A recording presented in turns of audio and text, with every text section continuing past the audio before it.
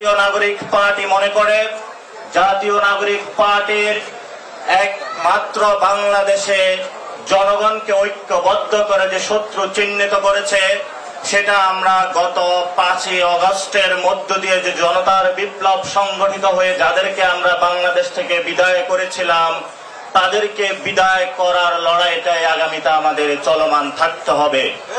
বর্তমানে আমাদের সামনে প্রশ্ন এসেছে আওয়ামী লীগ প্রশ্ন 5 তারিখে দফা রফা হয়ে গিয়েছে। আওয়ামী লীগের প্রশ্নে ক্যান্টনমেন্ট হোক, কোন দল হোক, কোন পক্ষ হোক, কোন গোষ্ঠী হোক, যারাই তাদের পক্ষ অবলম্বনের চেষ্টা করবে তাদের পরিণতি আওয়ামী লীগের মতন হবে। এই জন্য আমরা বিভিন্ন যারা ইনস্টিটিউশনালাইজ যে প্রতিষ্ঠানগুলো রয়েছে তাদেরকে বলবো আপনারা আপনাদের কাজ করুন, রাজনীতির মাঠে রাজনীতি গড়াতে দিন, ক্যান্টনমেন্টে থেকে রাজনীতিতে নাক গলাবেন না, অযাচিত হস্তক্ষেপ করবেন না। আর রাজনীতিবিদদেরকেও আমরা সতর্ক করে বলতে চাই এবারের লড়াইটা হবে জনগণের লড়াই। এবারের লড়াইটা কোনো ক্যান্টনমেন্টের কোনো লড়াই হবে না, এবারের লড়াইটা কোনো পিছনের দরজা দিয়ে কোনো লড়াই হবে না। সেক্ষেত্রে রাজনৈতিক দলগুলোকে আমরা আহ্বান জানাবো, আপনারা জানেন বাংলাদেশে আমরা একটি ডেমোক্রেটিক প্রক্রিয়ার মধ্যে যাওয়ার জন্যই কিন্তু আমরা এই গণ অভ্যুত্থানের পরে জাতীয় নাগরিক পার্টি গঠন করেছি। যদি সাহস থাকে ইলেকশনের কথা বলেন, আসুন বাংলাদেশে এখনো যে লোকাল গভর্নমেন্ট ইলেকশন রয়েছে, মেম্বার, চেয়ারম্যান, এখনো তারা কিন্তু আওয়ামী লীগের সেই এস্টাবলিশমেন্টের রয়ে গিয়েছে। তাহলে আসুন লোকাল গভর্নমেন্ট যে ইলেকশন হবে সেই ইলেকশনে আপনারা লড়াইয়ের জন্য প্রস্তুত হন। আমাদের সামনে আওয়ামী লীগ প্রশ্ন এসেছে, আওয়ামী লীগ কি নিষিদ্ধ হবে নাকি হবে না?